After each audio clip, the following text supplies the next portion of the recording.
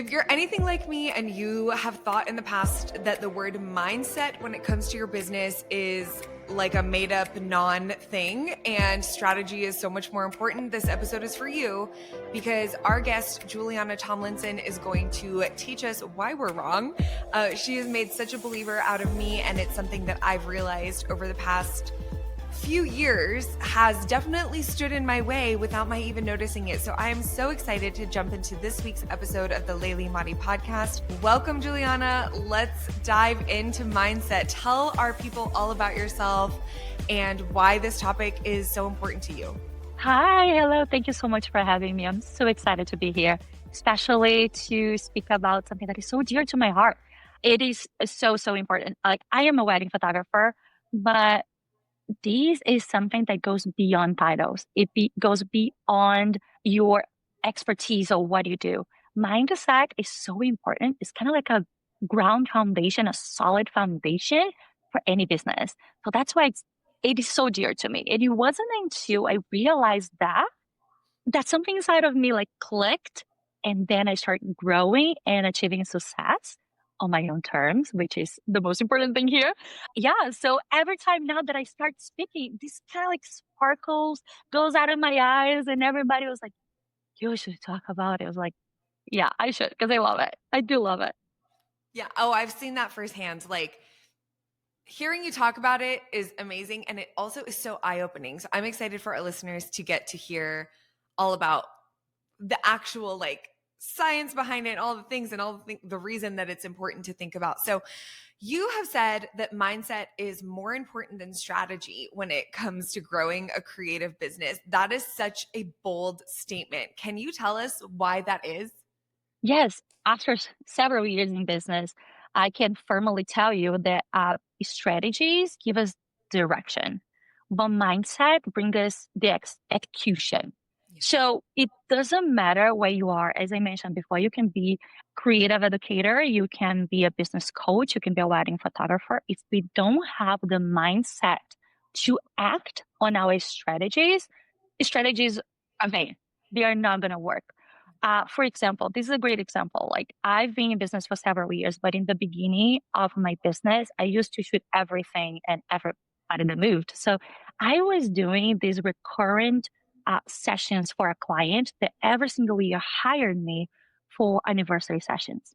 I walked in, and one day I remember so clearly because that was a big shift for my business. I was walking away. We were talking. I think it was the third year that I was working with them. And then at the end, they were talking about how they were preparing to be pregnant and how they wanted to hire a professional photographer for that moment. And I'm like, wait a second, I'm your professional photographer. I got so hurt by it, so extremely hurt. And I remember going home like crying. I was like, why they don't see me as this professional photographer? They hired me like 3 years in a row. And now when it's one of the most important stories in their lives, they are not going to hire me to tell it. Why?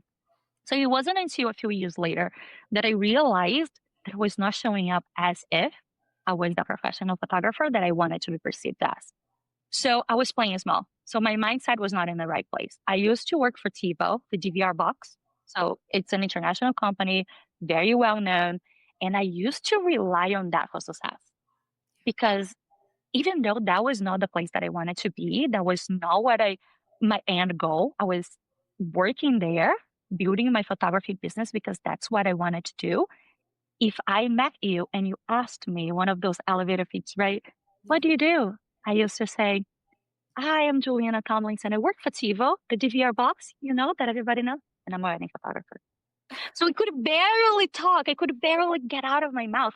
And then years later, when I started talking about mindset and why I was not attracting the people that I wanted to, why people are not perceiving me as the professionals, like, it's me. I don't believe I am. So if I don't believe I am, how other people will give me the credit to believe that I can serve them in a professional way if I right here, I'm playing safe. I'm not letting people know what I do. So that was a huge shift in my business. So that there right then I was like, I can have all these strategies. I can try to sell everything, but if I don't believe I am that professional photographer, I can never convince this type of clients that I am who I try to sell I am, I have to believe it first.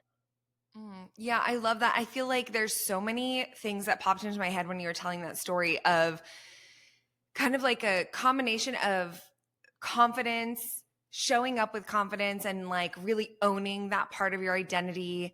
And then also understanding that mindset has so many different layers to it. And it is something like, I feel like it's a word or a term that encompasses a lot, right? Like, how do you, when you are asked about, how do I work on my mindset in order to move my business forward? What are some tips that you would give somebody who's like, I don't even know where to begin? Is it that I need to be more confident? Is it that I need to battle imposter syndrome? Like, what are the key things that people can do to work on improving their mindset to move their businesses forward? I think that the first thing we have to realize is that we are all playing safe. This is something that science, there are so many studies behind it. Our brain is created to save energy.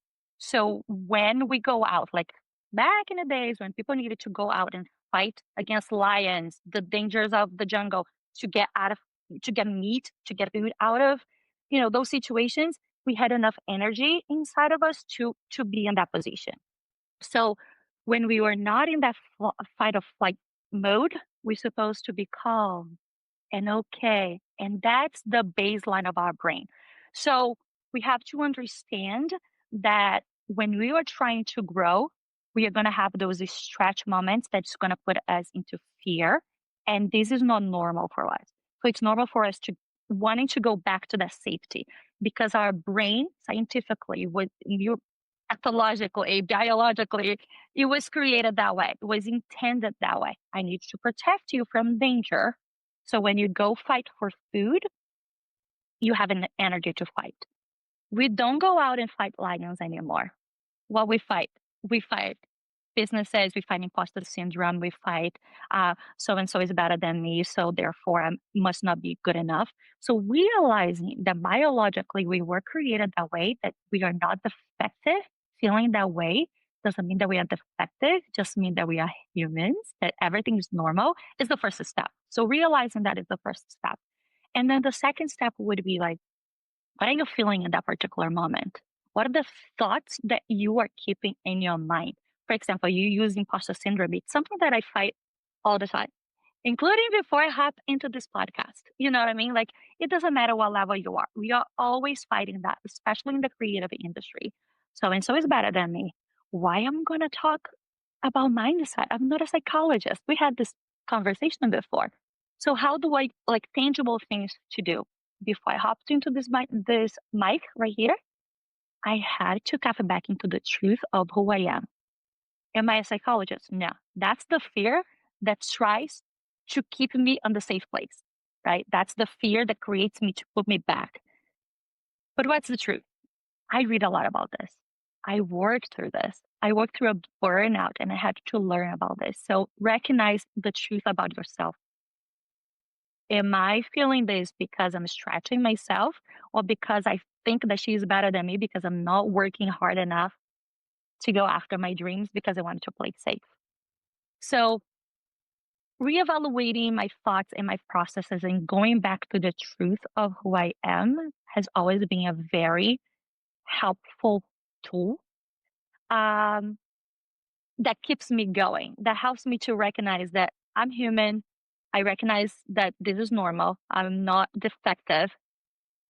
But what I'm feeling now, and how can I move this fear from a fear of being safe and playing small to removing these roadblocks to keep growing? I don't even know if I answered your question. Yeah. I mean, I feel like even the questions to ask yourself is something that people can take and really apply to whatever it is that they're feeling in the moment.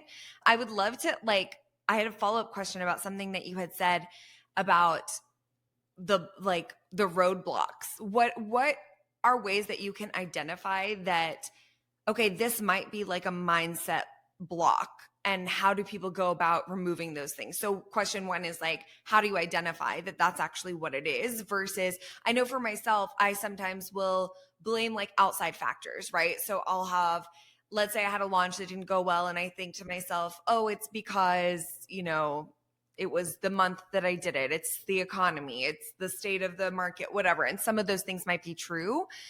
But how to identify which parts of that are mindset and which parts are like regular life? And then how do I overcome those blocks? I love that. So one simple example is always keep thinking like there's one sentence that I go by. Like, is this fear keeping me safe or is this fear keeping me small? So this is a great indicator. For example, touching a hot stove, the fear of touching and getting burnt, that keeps you safe. So your brain's telling you don't touch the stove because if you do, you're gonna be burnt. That's a fear, realistic fear that keeps you safe. But me saying I'm not going to try this new recipe because I'm not a good cook, that's plain small. So that's when the difference comes. So for the business aspect of it, having metrics. So I'm not against, I hope everybody gets this. I'm not against business strategy. It goes hand to hand. I'm just saying that the mindset has to be the foundation to bring those strategies in place, right? So let's say you had a launch, it didn't work well. Was really the economy? Or it could be that you don't like sales. For example, I'm in the middle of a launch right now. It's hard to sell right now. Everything. It's very hard. It is the economy. It's the truth. But my feeling is to crawl back into bed, cover my head, and hope and pray that everything works out by itself, right? But my mindset tells me you are a business owner. I have to keep going back to this. You are a business owner. You have to show up and sell. So it goes back to telling me that truth. Am I not selling because of the numbers or because of the strategies that I can do differently? So when I remove roadblocks, for example, I don't want to sell because oh my God, the economy is so hard. Nobody's gonna buy from me because of the economy. And then I shift with the belief that what I have is going to help other photographers to charge more and live their dreams. So now I'm using the limiting belief of I cannot sell because the economy is hard and change this into the truth that what I believe that my program has is going to change lives. So I removed that difficulty that put me in that fight and flight mode, that anxiety mode that I need to sell, I need to sell, I need to sell, and shifted with the idea of I have to serve, I have to serve, I have to serve. I'm going to help people to achieve their dreams. So that puts me in the mood of not crawling back into bed and covering my head, but showing up, but not to sell, but to show people why I want them to join. So that's number one. And then, of course, when you believe you are a business owner, when you are where you're supposed to be, you're going to look at the numbers and then you're going to go into that strategy. What can I do differently here? Is there a psychology trigger that I can use here? Is there the likability? Do I have to put more content to be liked? Or I have to be known by something? Maybe people don't know that they need my product. So I have to put more strategies, more content to show them what my product is. So it's all intertwined. But if you don't have the right mindset, I don't believe that you're going to show up to create those content if you are not ready right here to work on that. Does that make sense? Yeah, absolutely. I feel like there's so many things that probably popped into people's minds when they're hearing you say these things of like, oh, this is something that I do, or this is a feeling that I face. And I love what you said about I think you said, is my fear keeping me small or keeping me safe? And I think so many of us play small. And at the time that this episode will go live, either one or two, I mean, it's several episodes back when I talked with Mary Morantz about her new book, and that is like the topic of her entire book. And I think there's a reason that it's resonating so deeply with people. And I just think that it's like a topic that we avoid because it is almost, I mean, correct me if I'm wrong, but would you say that it's easier to rely on data and strategy than it is to explore your mindset blocks and do the work to overcome them? Yes, because it goes back to that point that with data, you have a bunch of excuses, right? Oh, it's not working. I'm going to close and I'm going to open it again later because it's not working. So you can use that as an excuse. With mindset, you have to allow yourself to feel And when you feel, it bothers you to a point that you want to get out of that room. But we have to remember that we can only grow with growing pain. Like my toddler, for example, there are days that he literally physically feels pain in his body because he's stretching, he's growing. And our brain was created to protect us from all of that. So our brain wants to keep us safe, to protect our calories, to protect our energy. So when we have to fight and we have to flight, we have enough energy. So all goes back to this. So when we are looking into data, you don't have feelings. You can easily eliminate your feelings out of this. If not the other way, right? You can bring your feelings of, ah, I only have 2 people signing up. That's nothing. I only have 3,000 people following me on Instagram. You realize, put 3,000 people in a room, look how much you have. So when you're analyzing data, you remove yourself from the equation. And when you building your mindset, you have all these feelings in the conversation in your head that leads you to growing pain. And nobody wants to be in that stage. But you have to go through this cycle, which scientists call the emotional cycle of change. And then every time you go through this emotional cycle of change, you gain a new set of skills. You gain a new understanding. The next time you go through this, it's going to be a little bit easier. It's not going to hurt so much.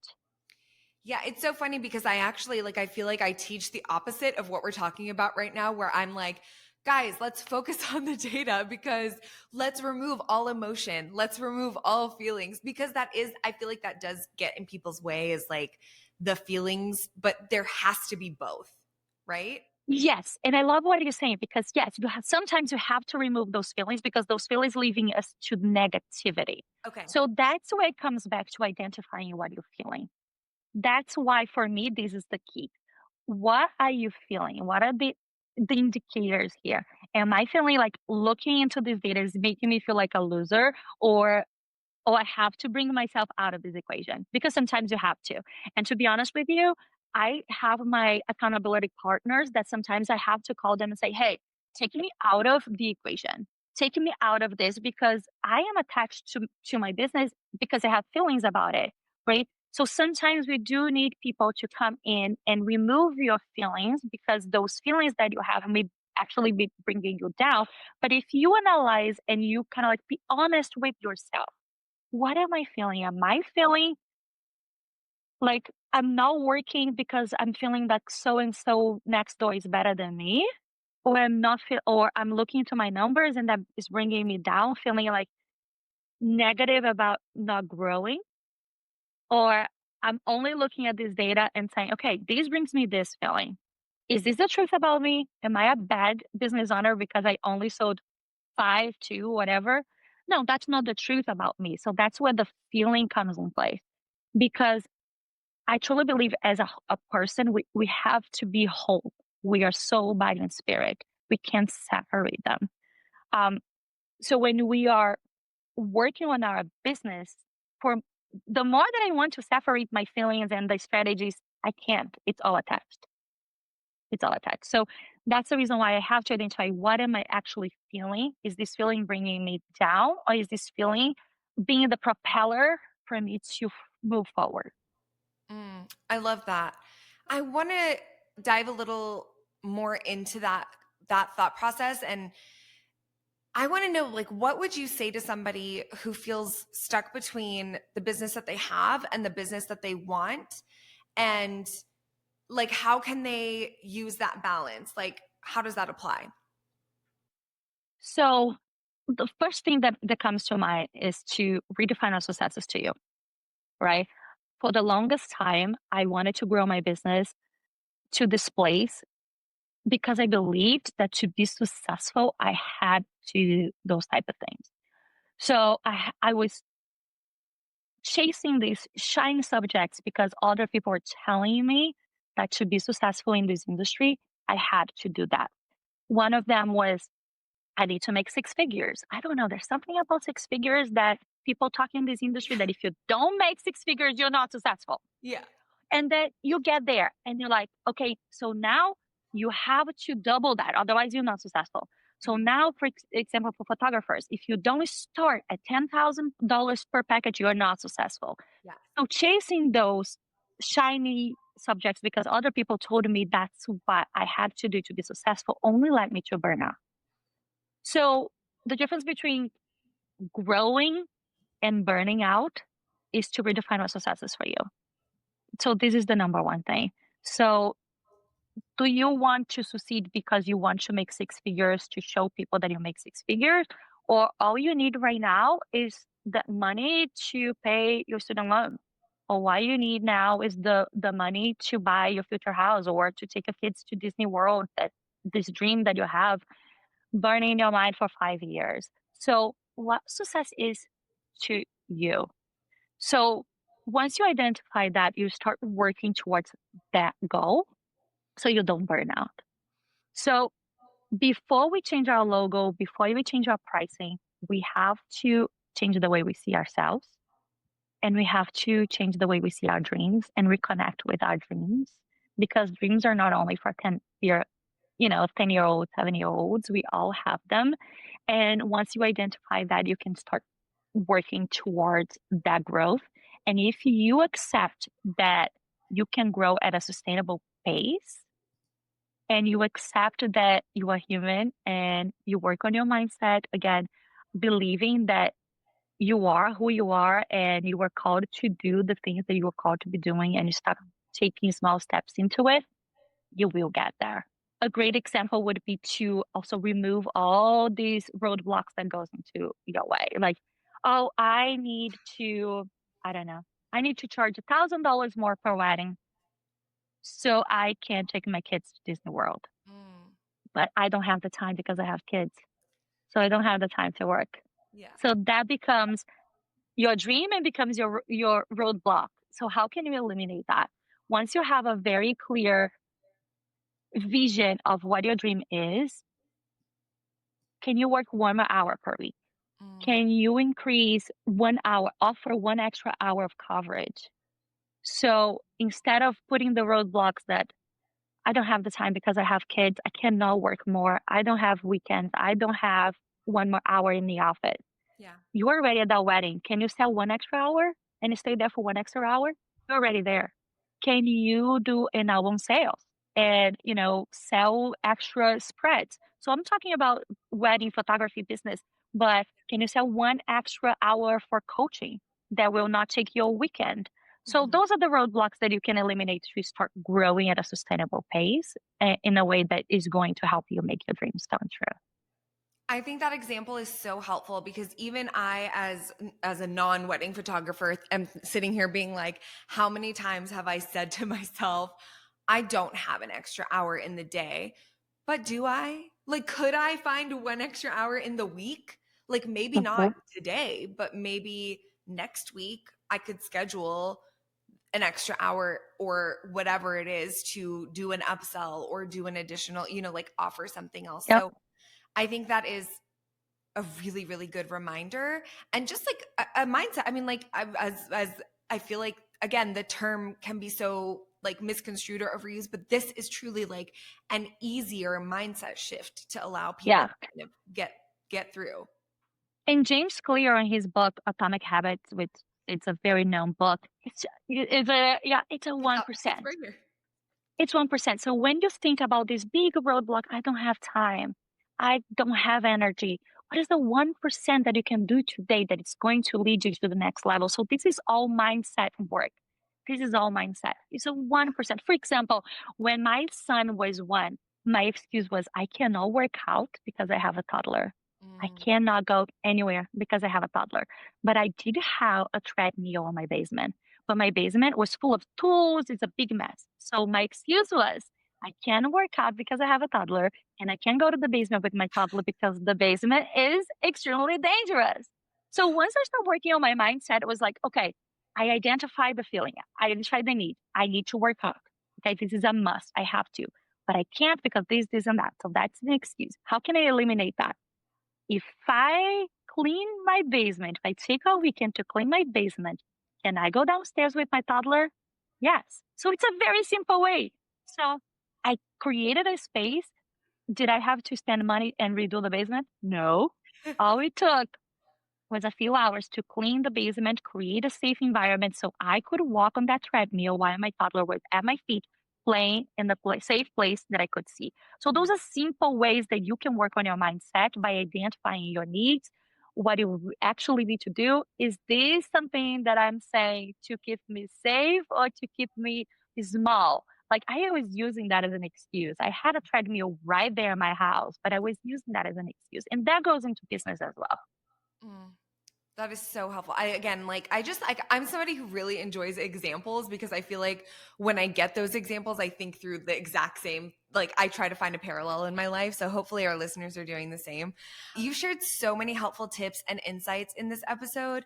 I was wondering as we wrap up, if you would be open to trying, I'm gonna try something new on the podcast, and you're gonna be the very Ooh, first person. Yeah, very first person to ever okay. do No this. pressure. I know. I think it's going to be fun. Would you be up for doing a lightning round of just like four Yes. rapid fire questions? Yes. Okay. Okay. So just like whatever pops into your mind. And again, you guys, this is the first time I'm doing this on the show. So if you're like a longtime listener and you're like, what is happening? I want you to tell me if you enjoy this because I think it's really fun to get people's like non-prepared answers. So okay, Okay. so it's going to be a mix of like personal and business. So let's Yes. let's try Let's this. not. Okay. And before we do this, y'all, make sure you go follow Juliana. We'll link everything in the show notes, but she is on Instagram. She's got an education Instagram and a photography Instagram, and she is such a talented photographer. Like Oh, thank you. I love following you because you have the most beautiful work.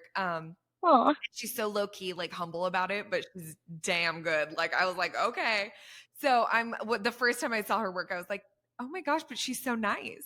Which should not be my first reaction, but it was. So let's thank dive you. in to a few rapid fire questions. Was maybe 4 or 5. Well, I wrote a list. Okay. What is one thing in your business that you will never outsource? Oh God, this is hard. Anything that has to do with myself. Like, and I really like showing my personality. Like I'm bubbly, but so anything that has to do with me, like answering DMs, answering Instagram, those type of things, I would never outsource. And right now, this can change in the future. I do not outsource my editing because I truly believe that that's my artistic view, and that's what people pay me to do. So I can outsource everything else, but my editing is my artistic voice. It's my brush, if you can say it that way. Oh, I love that. That's so beautiful. And I agree. I don't think I'll ever outsource like my DMs or things that have my voice attached to them. Okay, if you had to teach a workshop tomorrow on something not related to your business that you don't currently teach on, what would it be? Oh my god. Oh my god. First thing that came to mind, how our bodies, how our image communicate a message, and what do you want your business to be known at? So go simple to kind of like how you put your hair, how your jewelry, your clothing of choice, like how do you want to be perceived? I am a little bit obsessed with this type of things. I follow a bunch of people has nothing to do with my business, but I love it. I truly believe in nonverbal communication. And I think that at every single minute that we're talking to somebody, like I communicate with my hands, I communicate with everything. So does your clothes also communicate something? So yeah, that I love it. I love that. That's so fun. Okay, what is one piece of advice you wish was ignored? That you don't have to use the word luxury to charge your worth or to go after your dream. I Ooh. said it. She said what she said, y'all. What is your dream collaboration? Oh my gosh, I have so many. I have a local planner that I am a little bit low key obsessed with. So Ariel, if you're seeing this, love you. So that would be one of my dream collaboration. I absolutely love her, not only for the beautiful work that she puts out, but what I believe her heart is and the type of people that she serves. So I would love to serve the clients that she serves. You should send this episode to her. Um, Definitely. yeah. And last but not least, I thought this would be a fun one to end. What is a mindset mantra or phrase that you come back to regularly for yourself? What do you think you believe? What do you believe you feel? What do you feel you become? That is good. Yeah. Say it And again. once, Say it again. Say it again. what you think you believe, what you believe you feel, and the feelings transform ourselves to become something. And this is actually psychologically backed by science. Do we have extra 2 minutes? Yeah. Give me it. Yeah. So there is a very cool research that I absolutely love that people went through these MRI machines and scientists found out that the neurons that fire when you think about something are the same ones that fire when you are experiencing that thing. Wow.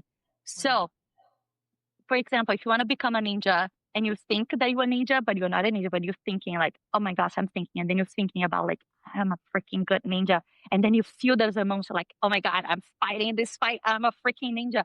Guess what's going to happen next time you're going to, I don't know, a place that you have to fight? You're going to say, I'm a freaking ninja. So I'm going to protect this person. So, and it's fire, it fires me up because it's backed by science. Some people call it visualization, some people call it whatever you want to call, but it's backed by science. So watch what you're thinking, because what you think, you are going to feel. What you feel, you're going to believe. You're going to speak about it and you're going to believe you are. So what you think, you believe. What you believe, you feel. What you feel, you become. Wow. I need to write that on a Post-it and put it on my desk immediately. Thank you so much. This was such a fun episode and so different than what we normally talk about here. So, and thanks for doing my rapid fire questions. That was fun. I liked it. If y'all liked it, please let me know. Like, jump into my DMs, send me an email. Let me know how you feel about the rapid fire questions. I think they're fun. Thank you so much. Thank you for opening your stage for me. And thank you for allowing us to talk a little bit more about mindset, because those are those things that people don't believe they need until they do. And if I can avoid one person to go through the pains that I did, I will, because I truly believe that your dreams can come true. And if this is for you, I really hope that you believe that you are on the right path. So thank you so much for allowing me to say that. Oh my gosh. Thank you. And we will see you guys on next week's episode of the Layli Emadi podcast. Thanks for tuning in to the Layli Emadi podcast. If you found value in today's episode, it would mean the world if you would leave a review or share it with a friend who's on their journey to becoming an industry educator or speaker. Want more support as you grow? Head to layliemadi.com for free resources and more information on how we can work together. Until next time, keep showing up, keep sharing your voice, and keep leading with purpose.